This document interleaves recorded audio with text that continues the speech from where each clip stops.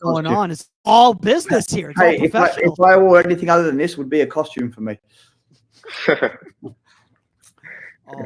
Oh man. I want to talk about the variables, right? Like Sharpie, like when you talk to, a young goalkeeper who's going into their first match in that type of a setting, do you talk about any of the variables that might be different than what they're accustomed to?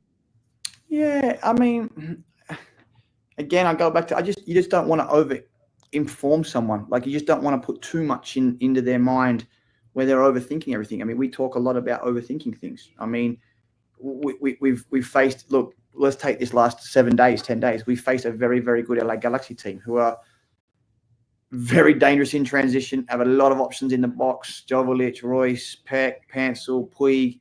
It's they've put us being goalkeepers in the position in the last 7 days, and in the 3 games we played this year, where we're in positions where we have a lot of time prior to the final action to overthink things, where the last 3 days we've completely worked on putting ourselves in these situations where there is time to overthink, but just relying on our settled positions, our instincts, hand shape, body shape, whatever it comes into the spaces. But, I think to answer your question, Mikey, no, I don't want to talk too much about variables, especially in Adam's situation, because I don't want to put too much into his head. I just want him to go out there and trust what he's been working on all year, trust what we've been working on as a goalkeeper group all year, trust our style of play, and that the profile of the goalkeeper that we are putting together at this football club is going to be, well enough equipped to deal with whatever the game throws at him in the variability of what the game does. And look, there's enough video these days, Mikey, and obviously we do our homework extensively on the opposition, but the variability is very rare within what teams are or are not going to do in a game. Like Austin was exactly what we thought they were going to do. There wasn't much different to what we thought was going to. LA Galaxy have been exactly the same in the 3 games we played them this year. Whether they're different tomorrow night because they're looking for a different change-up, we will see. But I feel we have prepared the goalkeepers this week the best way we can to make sure that they are ready for what we know they will throw at us and anything else that may come within their system. If there's a system change, if there's a personnel change, whatever that looks like. In regards to like the variables and everything like that, like, so let's not talk about like, preparing for these variables, but Adam, was there anything just speaking freely, like that you experienced during that game against Austin that either you didn't expect from an intangible standpoint, maybe the atmosphere, maybe how you felt emotionally or anything like that, that's going to better prepare you for your next first team match? I would just say the atmosphere and things like that. For me, I had a kind of nervous expectation. I wasn't sure what it was going to feel like, and it was almost a calming factor for me. Helped me focus in, and like Sharpie said, the overthinking and the thoughts that you have. For me, it helped me focus in that present moment, and that for me was a little bit of a surprise because I wasn't sure what it was going to be like, and with an atmosphere like that. But it relaxed me and really helped me focus. I think one of those things, Sharpie, how you talk about obviously the difficulty of when you have a goalkeeper that's splitting time and you consider your number 2, but you also want them to get reps. If Adam had just been with Rapids 2 the entire season, he wouldn't have been as familiar of the environments that he'd be going into, right? Mm-hmm. Yeah, look, I think too, this is part of the systems you put together at the club. I would never put unless it was absolute dire straits. We were 3 goalkeepers down, and young Zach was the next man up. But I don't think we'd ever put a goalkeeper in a situation, or a player for that matter, in a situation where they don't know the style of play. They don't know the expectations of the goalkeeper within our style of play. They're not familiar with what we're asking of the goalkeeper. It just wouldn't be fair on them. We have quite often 4 of the boys training with us on a daily basis, and they obviously too. Young Zach has to prepare for his games for Rapids too, also, all the 18s, wherever he's playing on the weekend. But they will often see Tuesdays, Wednesdays, and sometimes Thursdays with us during the week, so they are getting up to speed and becoming familiar with what the boss is asking in the first team environment as well.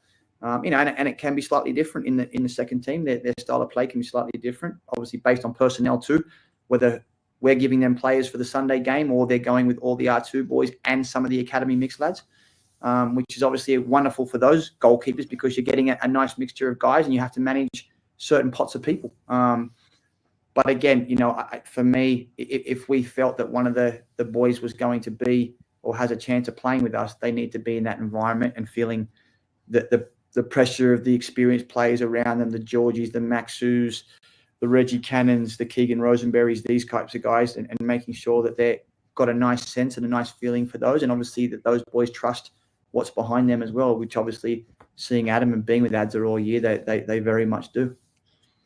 So let's kind of get back to these training sessions and everything like that right here.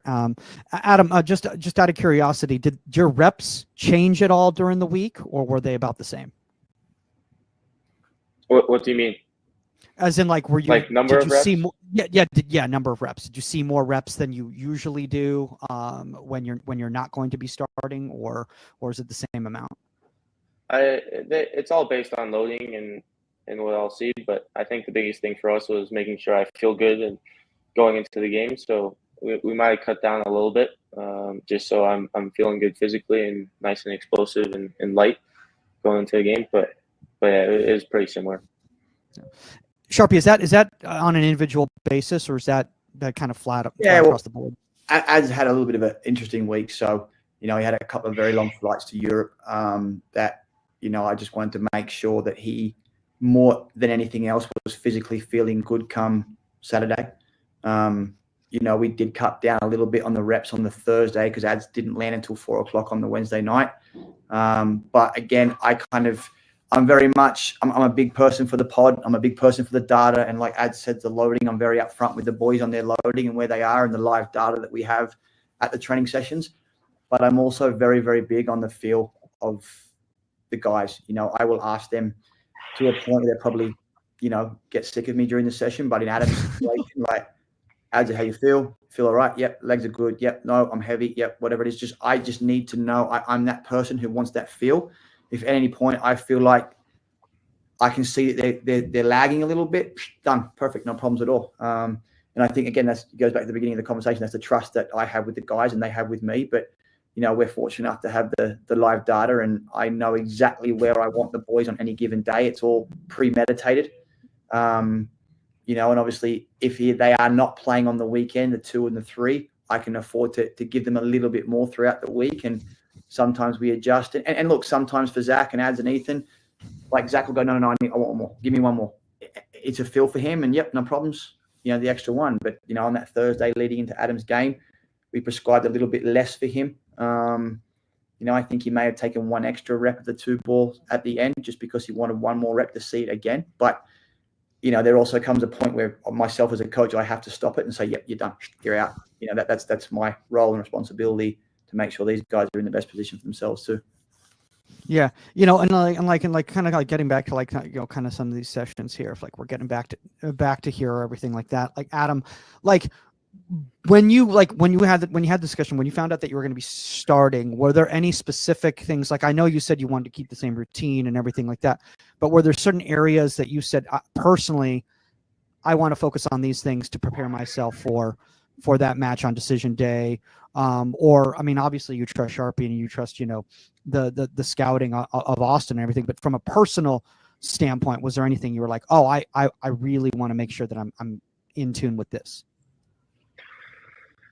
I would say it, like you said, is trusting Sharpie and what he thought I would see on the weekend, and training those things throughout the weekend. But I feel like the biggest thing for me was getting the timing right, feeling good, physically and mentally, just going in, feeling sharp, clear decisions on everything, and yeah, just a feel good sessions, just going in and making sure all the timing and everything's just nice and clean. Yeah, I love what you said right there, Adam. And it's like, Sharpie, I think this is something to really share with a lot of young coaches out there, is that make those goalkeepers feel confident going into that match. As opposed to if this was 4 months earlier and they're not playing, it could be different coaching behaviors. But that week is about making sure that they feel comfortable for that match. Yeah, for sure. And I think, look, as you get, for myself, as you get more experience, you get older, you realize, certain sessions are going to create success. Certain sessions are going to create failure. Do you want success? Do you want failure? Do you want a little bit of both throughout the day? Are you able within the session to adjust if you are getting too much success, or it's too simplified, or it's too complicated and you need to simplify it?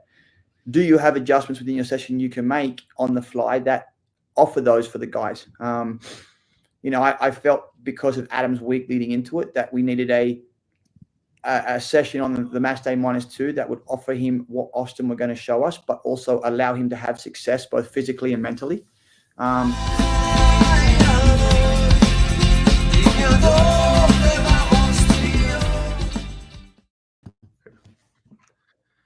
All right, welcome back to Gloves Off. We are returned with Saskia Weber. Even though last recording we had Lori Katz, which was a great fill-in for you, Saskia. I have to admit, she did a fantastic job of telling her story of being the first All-American goalkeeper ever, 1980. And she did a fantastic job of just talking back. And I think the main thing, if I were to boil everything down, is, Saskia, whatever fraction you had invested into you then compared to now, I mean, that it's like 1/10 of that went into her story. I mean, her story was crazy. If anyone wants to know what college soccer was like at the time and the difficulties, as someone who even transferred herself, and she got a letter from Oregon, like it just the whole process. It was so different. I mean, even for me coming in after her, because I went to college 89. Yes, 89, everybody, don't fall off your chairs. I look good though. But even back then, first of all, don't fall off your chairs again. There was no internet. So you had to write your coaches, you had to mail clippings in, you weren't really sending videotapes in and stuff. Did you have a VHS tape of yourself? I didn't. Wow. Okay. And then what it leaned really heavy into is they actually had to come see you.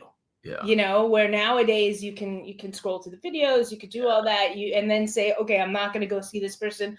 They actually had, tournaments were really important for that. And I know tournaments are important as well, but we've talked about on the show, how, if you're a goalkeeper and you're on the best DCNL team and you're hoping a coach is going to see you play at a tournament, the odds are they're not going to see anything, because you're probably not going to be doing much in goal, and they're going to hopefully catch you in warm up.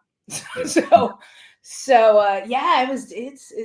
I can't imagine. I've heard stories from Kim Wyant and people like that, and so I came a little bit after that. One thing that stood out to me, just to put a pin on it, but the asking her about what did you know at the time, and she was like, nothing. I didn't know who was a good team. We went and played teams, and then you kind of learned from that. But there was no sort of scouting. There was no sort of she didn't really know what she was getting into. She just knew there was a soccer team there. So the whole concept is crazy for me to think. And I think what's funny is how much landscapes changed too. Right. So when you look back, even when I was in college, you had schools that aren't even on the radar anymore. William and Mary was a great school. UConn has come back. Tejan, great job. I played with you. But UConn, UMass, teams that really fight to even get into the tournament now, or even be competitive. Yeah, were that was it. There was no UCLA's. The only West Coast team that was good was Stanford. And sorry, Santa Clara. But we played George Mason. At the time. We played George Mason a couple of years ago. Yeah, George Mason. They have their national championship trophy, which I loved seeing, but it was so man, this is kind of ancient history. Just how fast athletics move. So no, it was very cool. It's definitely a lot. Yeah. There's a lot in there. Just the ACC was still just growing, and there were no Southern teams. It was SMU maybe. It was spotty. Let's put it that way. Yeah. No, it was an East Coast. It was lacrosse is kind of. It was more of an East Coast sport. I'm gonna have to go find some more goalkeepers from the era just because hearing the stories is crazy. I loved it. I would highly recommend going back and listening to that. But we are super glad to have Saskia back with us. And Saskia, we have a number of things going on. It's funny because it's off season. It feels like, okay, it's going to slow down a little bit, which I guess, there's no games. I get that. But I think probably a big starting point for me here is Nicole Barnhardt, who just recently retired and then instantly slid over to the assistant goalkeeper coach spot, which wasn't a total surprise. I think, I think when you knew someone was staying on the roster as a player into her 40s, seeing them switch over to the coaching side was clear that they obviously have a huge passion for the game. Yeah, but also Barney, she garners so much respect, and she's going to be a great coach. And I love that Washington's doing this in the sense of, we, as the league goes, we want to start developing. This is exactly what we need. We need to start developing females when they retire to take over positions. So we stop just, so we can get more female coaches out there. Yeah. And I love that they're doing this. I think she's going to be great. And I don't think it'll be that long until you see her being a head goalkeeper coach at an NWSL team or a USL team or something. Yeah, very interesting to see what's going forward because I think if just a little bit I've heard from her speak. I've never met her, but hearing her speak, there's a huge passion. She has this kind of quiet demeanor, but she has this huge passion for working with others in a general sense and certainly the position as well. So she has been just, for me, hands down easy Hall of Fame, like no question. 53 caps, I believe, played forever. She's just like a legend. I think, unfortunately, for modern fans, kind of caught her on the tail end of her career, and they don't really understand like where she was and what she's done. I think Hall of Fame is hard. Know how I feel about the Hall of Fame. Yep. Right? I think it's hard if you never want to. I think it's hard. So. Speaking from myself, but yeah, it's one of those goalkeepers that should get into the Hall of Fame 100% at some point. Maybe she doesn't have to wait like Nick Romando didn't, but I'm not going to let that go. By the way, no, you shouldn't. Honestly, love you, Nick Romando, but I think it probably stung more. We could go down that rabbit hole again. I don't really need to, but it just stung because it was right at the same time as Harvey. It's even if it was just a year later, it would have been a little less. But it's it was just like Harvey, who's won a World Cup, who's won an Olympics, who's done all this stuff, who's just off the field ridiculous as well, and her contributions. Yeah, I think that's what really got my goat, or however you want to call it. That really pissed me off. The fact that you, in the same breath, look, Nick Romando down the road would earn it, but this is somebody. Are you kidding me? And it took them 30 years to put her in, and it took you was this your first time being eligible, and you got in? I'm like, come on. Yeah, no, I'm with you. I will say, to wrap up on Barnhardt here, I think probably the big standout in her career, obviously played many years. But I think most people don't really notice. In 2010, Solo was out as they were going through the World Cup qualifying process. So the U.S. actually dropped a game to Mexico, and that pushed the U.S. I don't know if you remember this, but that pushed the U.S. before the 2011 World Cup into the playoff series with Italy. And Barnhardt played that, and of course they qualified and made the World Cup. But it was this real kind of dicey period, whoa, I remember that almost didn't qualify for the World Cup. And that is, you think of the U.S. not. The men's team, you can see it happening, but the women's team, it's them not qualifying for the World Cup. That is crazy. So hey, hats out. The men have come out playing well these past 2 games, so we'll see. True. We won't completely bury the men's side here. That's fair. But we have also another recent retirement, and Betos, who, I think for me, I think it's easy to throw the word legend around. This is. I love that you have the comments up. Yeah, I took it and I was like, whatever. All right, it's supportive. It's okay. It's cool. I haven't combed all these. I assume they're all okay. They all look. No, it's fine. Yeah. But I think this is another example of a goalkeeper that, again, for modern fans, kind of missed a little bit. But she, you just don't see many goalkeepers getting into their 30s ever. And then now we're getting into this era where it's like, it's not extremely common. We still have like ways to make on that, but I think it's awesome that Betos had such a long career. I think you see when you think of a lot of retirements, that sometimes it feels a bit early, like, you kind of had some gas in the tank.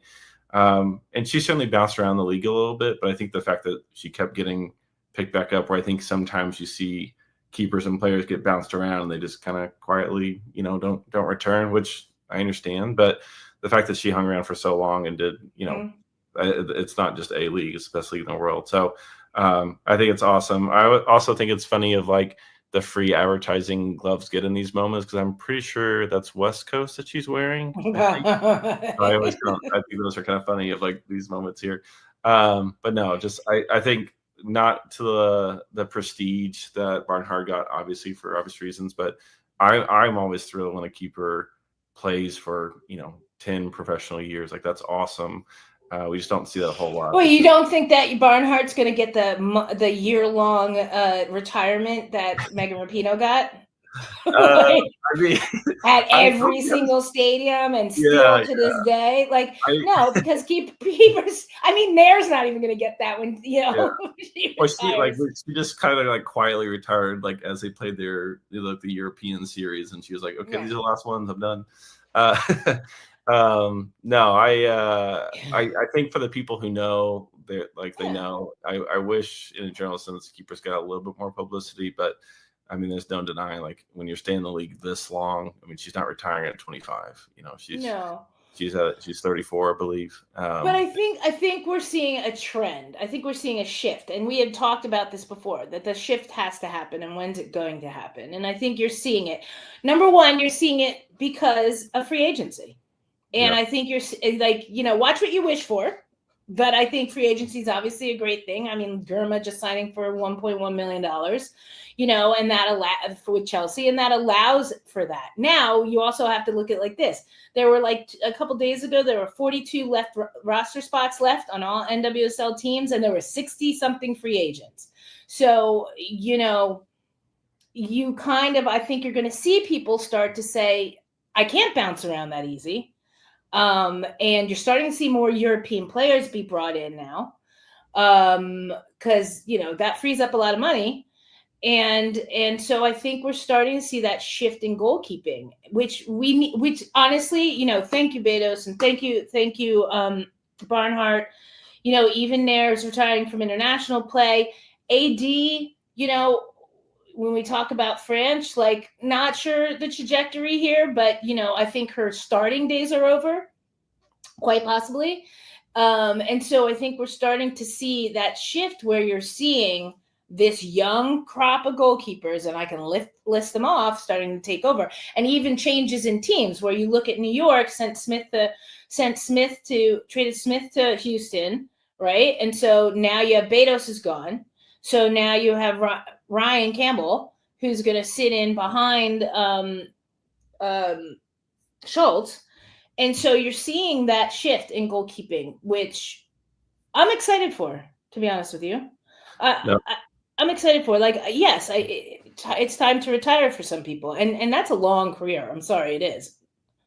Well, I think the thing I'd come back to is, I understand when you're not at a level anymore, it doesn't make sense to like expect either the same amount of playing time that you had previously or to keep a roster spot. I get that. However, it does feel like we're hitting this weird apex of like, or influx of talent and lack of teams, where I think that's my frustration, is like the expansion just feels so painfully slow. And I agree with the expansion's ridiculously slow. And I think that look, I don't know what goes into it, like business wise. And like, I even know Boston's behind the 8 ball from everything I've read, even with their stadium and stuff. So you should be ready to go if you want to be an expansion team. And I think it should be the following year. Like, I would love for Denver to come in sooner. I'd love for one of, the Ohio teams to have got, or both of them, like, and it's not for lack of players out there. Like, I don't feel that way, because we're seeing that, like I said, with the free agents, But again, I don't know what goes into it. So I'm just speaking from like a fan. I'm fangirling right now that I want more teams and I want these players. What I am speaking from is a goalkeeper perspective. And I think that we have to look behind. Well, she still has some years in her, stuff like that. You have to look into the business side of it. And are we going to spend this money that we have under the salary cap on a Betos to sit on the bench when we can bring in, you can have, like, what do you have? You've got Campbell, then you've got all the young goalkeepers, some that are already in the league. You've got Claudia Dickey, Manny McGlynn. You've got the young ones, that you've got Mia Justice, who's going to Utah. So you have these young players that aren't going to start their first year, but you're developing, because we're seeing that look at Didi Harachich. Okay, so Didi started for 3 years for Angel City, and Angel City decides, you know what, we're going to put our eggs in the Angelina Anderson basket. And it's time to just bite the bullet and make that transition. But that's a whole nother story, because, oh my God, talk about a goalkeeper crop in San Diego. Yeah, Oh my God, I like immediately reached out to Jill Lloyden at TKI and was like, oh my God. Well, okay, Sheridan and Harachich. Come on. I'm guessing the idea is Sheridan stepping away at various times in the year with the national team, because I'm trying to think. I mean, maybe you can kind of fill me in a little bit, but I'm trying to put myself in Harachich's shoes and thinking, like, why would you go there? And I assume there's a promise of, like, hey, you'll get some minutes, but there's no. I mean, I don't think anyone's seriously thinking she's gonna unseat. Well, I think in a year like last year that made sense. This year there isn't really for Canada, because Sheridan plays for Canada. There isn't. Now, if you look at, like, okay, take a Ryan Campbell for example. Now, if she sits second behind Schultz, Schultz got the European Championship, right? However, there is a big break in July. The NWSL's on break in July. Right. Yeah. So, but there are still going to be games, right? And you'll probably see that mix of international games again, Club America, and Chivas and stuff like that. And then you're going to get playing time because your goalkeeper's gone. I don't know how much playing time Harach's going to, and I think knowing Didi, she's like, I'm going to go win the spot. like, which is, hey, you want a 1 and a 1B. Like, somebody changed that for me. Now it's not like, 1.5, like I said, but, that's gonna be fun training. I'll tell you that. And they train together with TKI, so it's not like they're familiar. They're familiar. There's a lot that goes into a move, and especially when you have this free agent move where, I mean, no one twisted Harachich's arm here to make this move, so she actively agreed to this. She didn't get traded, but I would love to hear some of these finer details, because I think, like, location is something that people don't talk a lot about. Like, is that a place you want to go play? What is the goalkeeping coach situation? Do they even have a goalkeeping coach? Well, it's interesting you say that. Did Didi not want to leave California? And that's a possibility too. I don't know. Like, that and with free agency, or even being let go, released by Angel City, you have the power now to do that. You have the power to say, you know what, I want to stay in California. Let me see if I can go to Bay or San Diego, or I want to stay on the West Coast, or but you might have to make some concessions. Now you're going in and you have to fight for a starting spot, or you're the designated number 2. Yeah, absolutely. I think there'd be a lot there, and especially as a fans, you just kind of, it's easy to boil it down of, like, almost like it's a video game of, like, well, this player is this rating, and your rating isn't as high, so why would you go there? Like, there's a million things that go into this sort of stuff. And there's something else we didn't bring up, and I know we're still talking about the retirement, but you have to make. Unfortunately, you guys, we don't get paid very much, so with respect to Naomi Girma, but she should be being paid a heck of a lot more than $1.1 million. But we're slowly creeping up, you guys. In there. We're getting there slowly. But at the end of the day, if you are Barnhardt, if you are a Betos, you have to step back and look at yourself and say, am I going to spend this many more years as a number 2, making minimum salary, do I want to go overseas and play? Like, I got to the point where I was considering once the 99 World Cup was up and the 2000 Olympics and stuff, I was like, do I go back? Once the WSA folded, my question to myself was, do I want to go back overseas? And I had my dual citizenship. So I had my European Union passport and everything for Holland. And I could have, but there were leagues, but there weren't really leagues like there are now. Totally different situation, everybody. If it had been like it is now, I would have gone.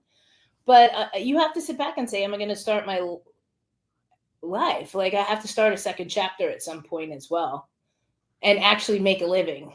Do you Sorry. No, it's fair. Do you mind sharing what you got paid throughout your career at various times? Do you remember?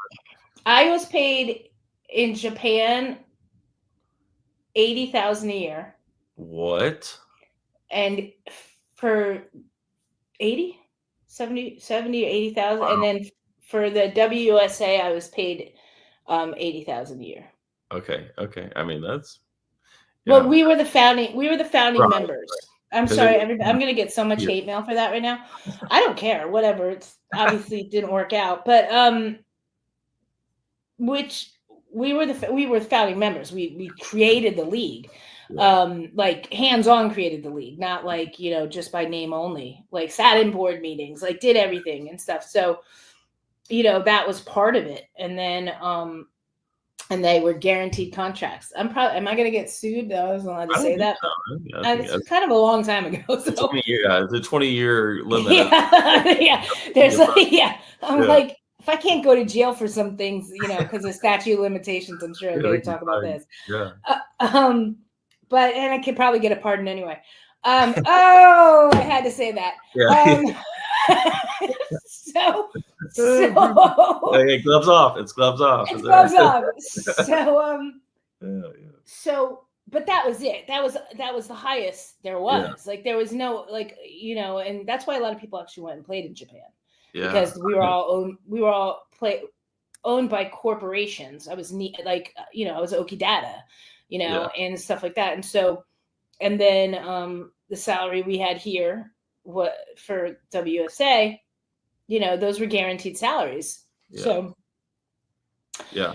Wait, I just looked it up. The minimum for 2025 is 48,500, and it says it raises to 82.5 for 2030. And I'm assuming that's like incremental. Surely that's not just a huge jump, but no, it's probably what? Yeah, whatever. It would be 10 a year or whatever. Yeah. But as it should be, and the difference in that change is right now, and you guys have to remember something. I got that salary. I had to pay for everything. Okay, like I had to pay for I lived in Manhattan. First, I lived in Philly, and then I was in Manhattan. So, or in New York. So I had to pay my rent.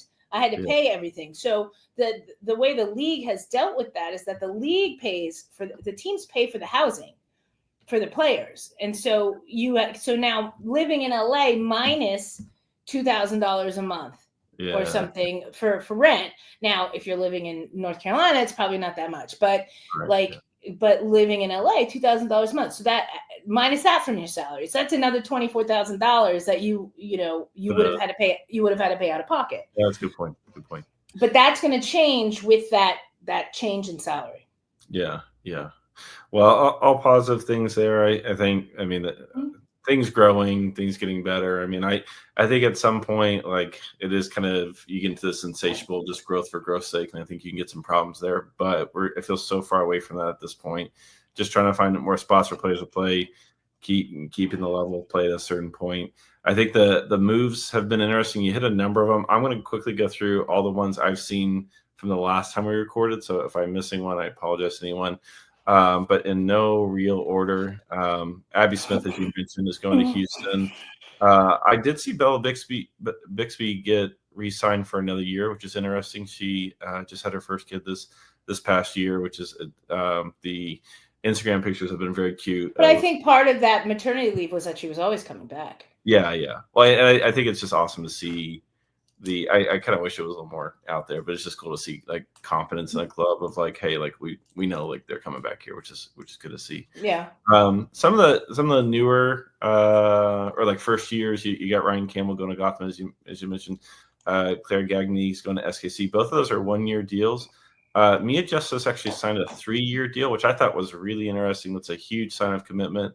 And that's also paired with Mandy Hott, who just signed a 5-year contract, which is kind of crazy because when she was at Gotham, I don't think they really rated her like that. And just to see where she was and to where she is now is wild. Well, it's also for Justice. I mean, I know it gives you a certain sense of security, but when your starting goalkeeper just signed a 5-year deal and you come in at a 3-year deal, I mean, you're not locked in. I mean, they can work out a trade and stuff like that. But right now, I get it. I mean, I get it. You want to have some security. I understand that. Yeah. Well, and I think ideally the player agreeing to that is like, hey, I also believe in what you are doing, like how you are believing in me. So ideally, like they can find some loan situations. We'll talk about the USL here in a second.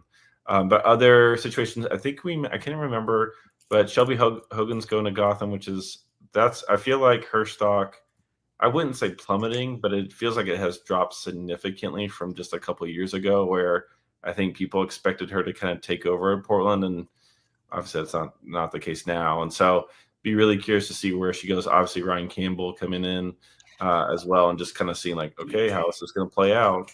I think if you're Gotham, you look to see if you can develop Campbell with the knowing you have some security in a Hogan that has experience in the league. Yeah. But you look at it like an Angeline Anderson, and you say, all right, we have Didi. We'll get her some games. It didn't, maybe it was a little premature or she's not there yet. And then, now she's your go-to. But you still have Hannah, there as well. And I'm pretty sure they'll bring in. Oh, sure. They're going to bring in a third. And I think Angel City will probably look to bring in a goalkeeper with experience. Sure. Because technically they don't have a goalkeeper with any NWSL experience, really. Well, I mean, you mentioned AD earlier. I think French coming in, that's probably someone of that kind of level, of like someone that you could lean on if you need to, but gives you a pathway for Anderson. Some other the last few moves that may be worth mentioning. Jordan Bloomer 2-year extension with Louisville, and then Marissa Bova, who I would love to see get some more playtime, and honestly, same for Jordan as well. But to see them get some more playtime. Bova just signed a 3-year contract with the Courage. So it feels like, and I feel like sometimes people just try to force narratives, and I'm not trying to do that, but just like 2025 just feel a little bit of like people taking a little bit more risk. And I think Anderson's probably the big one for me. It's like in the past, I don't think teams would have really been able to, or would have been likely to make those moves. But now it's like, you look at her resume, there's been some bright spots, but she hasn't really had the consistency, hasn't really gotten herself totally established, but you see them really paving a way for her. Whereas in the past, for Anderson. Yeah. And I think they made that clear last year that she was the future. I mean, if you talk to Becky Tweed, she was constantly saying, Anderson's the future. Well, for, I think, Angel City, the future's now, because all the changes. And, here's a team that, being the richest franchise or the worth the most franchise in the world, comes in an exorbitant amount of pressure that you got to win. And so, sometimes you have to, I think, make those hard decisions and hard changes. And I think a lot of coaches and a lot of, GMs, the biggest fear is to do that in goal. But you have to. Yeah.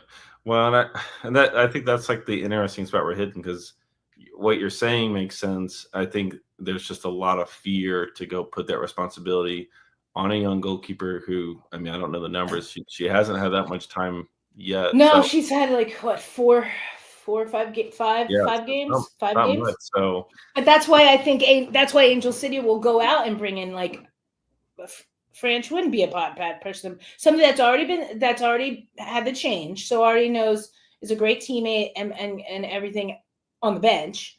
Yeah. But has the experience and is a leader. Like, so they have to bring somebody in like that as well, because Hannah, was injured. I mean, not injured. Hannah has played 20 minutes, you know, and I know she is definitely a darling and a team favorite, but she doesn't have any experience either.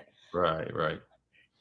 Yeah. So yeah, it just feels like, and part of it's middle of off season. I'm sure once we get through it, things will make more sense. But it just definitely feels a bit rickety at times. Of like, let's see how this is going to play out. And obviously, you hope for the best, and it's great. But I feel like other years it hasn't been as much of a wild card. This one, it feels like, okay, like this could go a few different I think there have been a lot of changes, and I think that's what I think. We've seen a lot of turnover in goal this season, coming into this new season 2025, and it's going to be interesting. You know, you constantly see new players come in and make splashes, you know, your Corey Bethunes, your, you know, Alyssa Thompsons, you know, and so on and so forth on the field, because they have opportunity to play. But this is like a statement to me that, like, you know, not from the national team down, like, changes are being made, you know. And right now, you know, you still have your, you know, Jane Campbell's, you still have your Casey Murphys and stuff, but, you know, now you got a whole new crew in with the national team as well, you know. And so, and your Tullis Joyce was getting a nod for Manchester United, and, you know, and stuff. So that's changing too. It's fun. Absolutely. No, it is a very exciting time. So a lot of things ahead. I think the one thing that I'm very curious about is kind of the future of the Super League. And I don't know if you like that transition or not. That's the best I could do there. That was good. I know we were going to talk about it a little bit. But one thing I want to really highlight is, and maybe you can weigh in a little bit on this, but we have a Futures Camp, which was awesome to see. We had 3 goalkeepers called in. But for me, the really notable name in all of the positions was the one Super League inclusion, which is Niku Purcell, which is like kind of crazy to think. I don't know if you remember this, or if how many viewers remember this. I recruited Niku for UCLA. Well, I was going to ask, yeah. So many years ago, when Clemson was on the men's team, he called up a player that was in the NASL, which is a league that no longer exists. And that obviously kind of there was a lot of opinions on that at the time. But I think this feels a little similar, where it's like, hey, you've pulled someone, you know, look, the Super League's first division by name, but like effectively they're a second division right now as far as the level goes. And I'm more than happy to have Amanda Vandervoort come on here and challenge that. If she wants to pressure me on that, that's fine. Would love to have her. But I think right now where the league is, like, everyone knows where the loans are going. And I think that's interesting that from that league, you're pulling someone who is pretty young. I mean, she's 21. Well, here's the thing with Niku that is her journey, right? Yeah. So, like, she had been recruited by, like, Sam, myself, and Amanda to go to UCLA. Then we left as a staff. She's still committed to UCLA. Came to UCLA. Didn't work out for her at UCLA. Things didn't go well. Was her last game the UC Irvine game? The one, yeah. That was her last game. Oh my. Yeah, and that goal was, yeah, you don't want that to be the last game.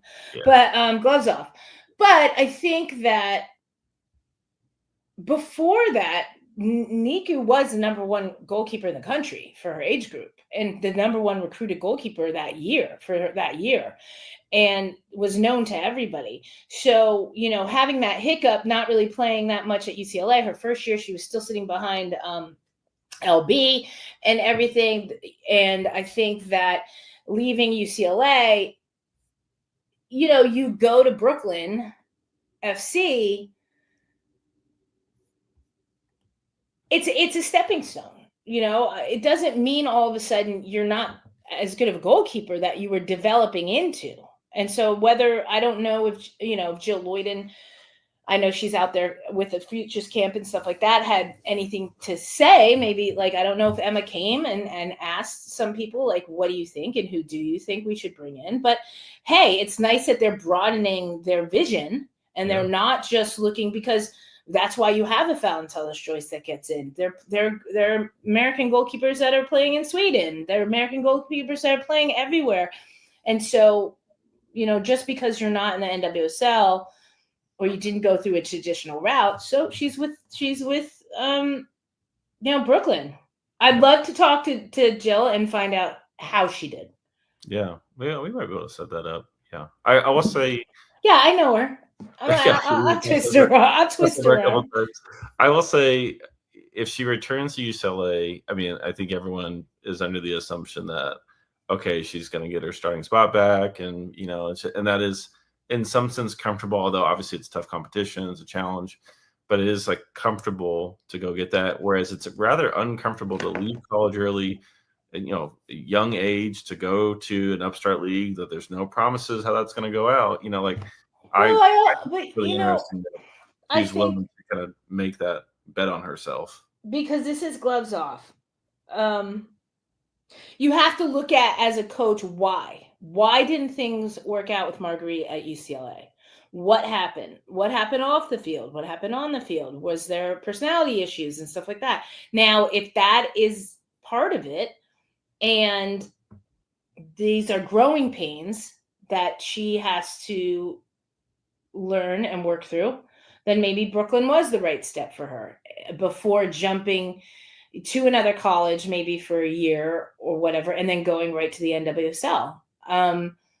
And maybe she needs like a little, you know, she needs to take the long path to get there. Yeah. Well, and I think this sort of unique, like player specific pathway is something that we're pretty sorely missing, because although the Super League is now coming up and it's certainly giving more pathways, there's still not enough. And I think this is a great example where it's like, yeah, maybe someone needed to leave college and to go get it, whereas someone needed to stay in college. And Gagne was at Brown before she got to UNC. I mean, like that's another very specific route to go.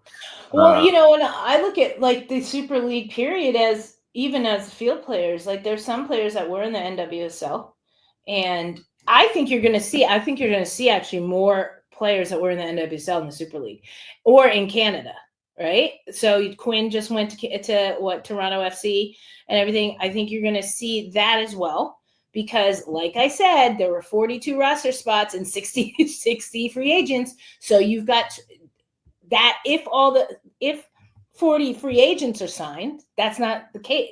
You're going to have a lot of free agents running around there trying to play soccer.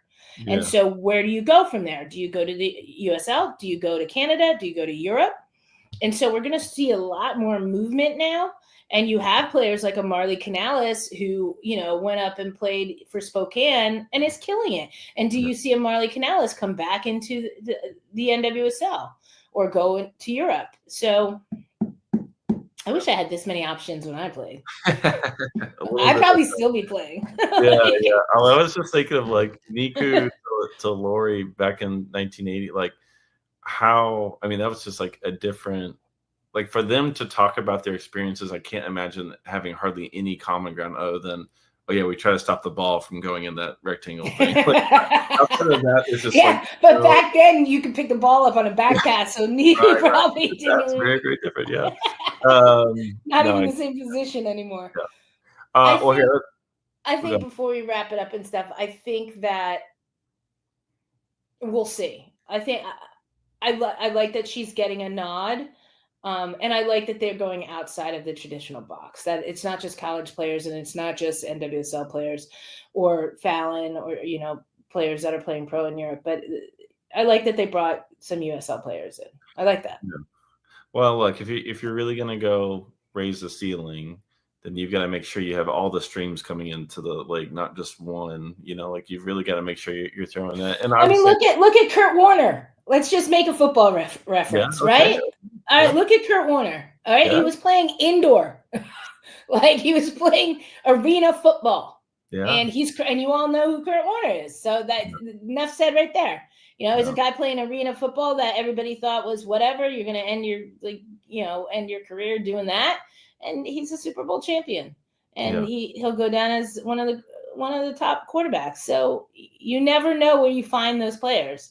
Absolutely. No, I think it's a very exciting time. Let's wrap up on this. Give me one wish list for 2025 when it comes to the Super League, as far as as far as like what you'd like to see from it. I'll buy you some time here, but I think for me, and I kind of hinted at it earlier, but is to not panic with expansion and to keep moving forward. I understand there's a lot of things that I don't know, and the numbers and this with the Super League, not the NWSL. Specifically the Super League, right? Just because I think they're in a really interesting spot when it comes to like where they fill in right now, because I think it's easy for them to be like, okay, we're gonna hold steady here, we're gonna do our thing here, whereas I think what has made them successful is opening the doors and getting people in, whether it's players, whether it's owners, whether I keep leaning into that. I get like there's a risk reward, and you don't want to just have it run amok, and there's a level of play. I get that,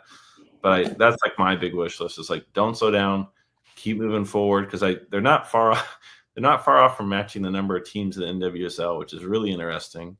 So that's my big one. Well, because also the price to enter the NWSL. Well, but that's the thing. It's like if you're going to start pricing people out, then yeah, you're going to start getting less teams in. But you're also hold on there, because now we're going to argue. You're also holding people to a standard, and right. So when you turn around, you look at Angel City's new training facility, like that is how a professional female athlete should be. Treated. So that's how they should be treated. And they were like in trailers in a tent before that. And so, we want to go forward. So if that's pricing people out, well, that's how I expect like certain players to be treated. And that's how the Gurmas, like people like that expect to be treated. And so if you have to do that, if you want to be accepted on a certain level and be professional. And it's no knock to the USL, but everybody had to start somewhere. So, you have to start somewhere. Here's my thing to that. If you go look at attendances for the first year of the NWSL and the first year for the Super League, mm-hmm. the main difference is Portland, which is like they've always been the exception. But like it's been very, very similar. Now, fast forward 10 years, like they've obviously been able to build that. And I get that there's not success overnight. But I do think you look at Angel City as a product of, hey, like they've had success from people before then that they were able to kind of capitalize and build off. But same with the Super League. I think that because women's soccer is so hot, you're able to do that out of the gate and have those numbers in those small markets because of the success of the NWSL and the success of soccer in Europe and everything else. So I think that, as opposed to starting from scratch, where there's nothing and you have to build an entire country fan base. Yeah. What is my wish? I would like to see them. I would like to see them delve into this free agency pool and these players that are out here with 10 years or all these years of NWSL experience and European experience that don't have a place to land right now, and put the best product possible on the field and say, if you want to rival the NWSL, and if you want to rival, European clubs and stuff like that, that's what you have to do. And don't, go ahead and take them, steal them, have the money, and then build that. I'd like to see that. That would be my wish for them.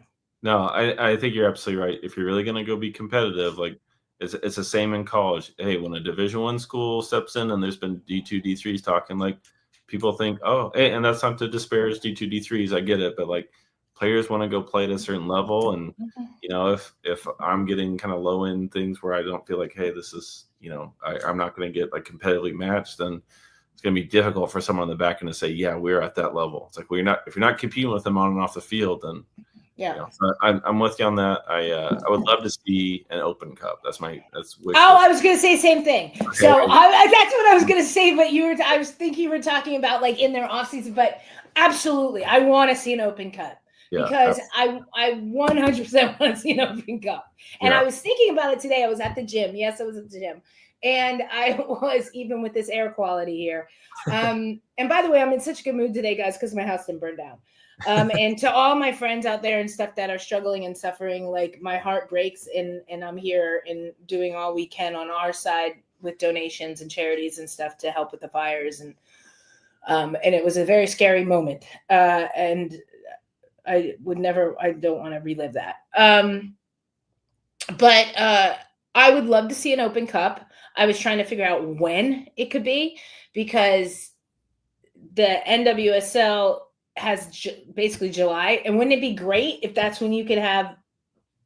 games against the USL, because you're like, we usually play like Club America, like I said, you play Chivas, you know, and stuff like that. Maybe some European teams come over because they're getting ready for their season, right? So you'll have a Chelsea and maybe Barcelona will come over to get their games in before they go, just like the men do. They do their, American tour.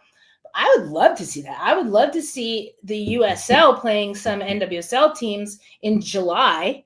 Yeah. As some games. Like, why not? Brooklyn should be playing against Gotham. Like, let's see it. Yeah. I remember we'll kind of wrap up here in just 1 second, but I remember my first year coaching. I was working a first year high school in some no place Arkansas school, and the team wanted to go play their crosstown rival. That in football was always a big deal, but we had just gotten soccer, and this crosstown rival had won state over and over. And I was like, guys, give us a little bit more time. Like, give us a couple years. Like, we're not there yet. I think it's kind of one of those situations where it's like, okay, I get that, like, they want to maybe build up a little bit, but it's like, if you're going to go be competitive. But you never know. Oh, yeah, well, that's you never know. And if you're going to go be competitive, you've got to test yourself. If you're going to say you're D1, like, you're not doing yourself any favors by staying in a bubble for too long. I get you need some time, but no, but I don't agree with that. You have players that have played pro. It's not like all your rosters are full of like college kids that didn't get drafted last year or something like that. Like I said, you've got Marley Canales. You got plenty of players in there that have played pro, whether it's here, whether it's somewhere else. Test your chops. Chelsea, who came over? Chelsea or Man U, whatever came over, and they spanked like. It was Washington or anybody. Fine, our players are gone. Some of your players are gone, but use that as an opportunity to grow your team. The games don't mean anything, and whether an Open Cup, I think this summer would be too soon. But I think you could at least come and do the friendlies, like the other clubs do this summer. You make that happen. I mean, if people wanted to happen, it'll definitely happen. I imagine the USL is wanting to avoid a sweep of just getting like completely rolled. But I think to your point, you never know what's going to happen if you just stay stagnant, like you're not doing anything. So I'm with you. I think they could definitely do it if they want to. That's the thing. If both sides want to do it, it'll happen for sure. So isn't there there going to be a Women's Club World Cup? They've talked about that. Yeah. I think it's in. When is it? 26. I think it's in 26. Is it? I think. Yeah. And because that's in between everything. So you have the European Championships this summer, then nothing next in 26, and then World Cup 27, Olympics 28. So I think that, if that's the case, is the USL should be trying to qualify teams for the Club World Cup. And if you're going to qualify teams for the Club World Cup, it behoove you to play the other professional league that's in your own country. Yeah. It says 2026 January, February. Mm-hmm. That's not far away. Wow. Oh, yeah. That's crazy. 16 teams. Okay. All right. I'm in. I'm interested. I'm in. Let's do it. All right. Yeah. No, Saskia, it's wonderful to have you back. Real quick, where can people find you? At Saskia_Weber on all social media platforms. Oh, we need to take the TikTok thing down. How do we cover that? We can't. Well, they know they've opened it back up. Oh, did they? I thought it was just gone. It shows how much I've been keeping up with TikTok. It got pardoned. Okay, it's back. That's as much as I've been paying attention. TikTok got pardoned. My TikTok knowledge that's just. I'm not gonna let it go. Let it go. Yeah, honestly. And the Old Miss is for one of my nephews. So. Okay. Oh, I didn't see it. Yeah, that's wonderful. Wonderful. Very good. I gotta give the shout out. I'll wear a Clemson one next time. It's just Clemson's a little tough for me because I lost to Clemson in the quarterfinals, so it's a little tough Dax for me to wear. But this one's for Ian. So get like a Clemson football or something to make it a little different. Yeah. Yeah. Well, everyone, I'm Bill Reno. This has been awesome getting back in, Saskia, and we'll see you next week. Yeah. All right. See y'all.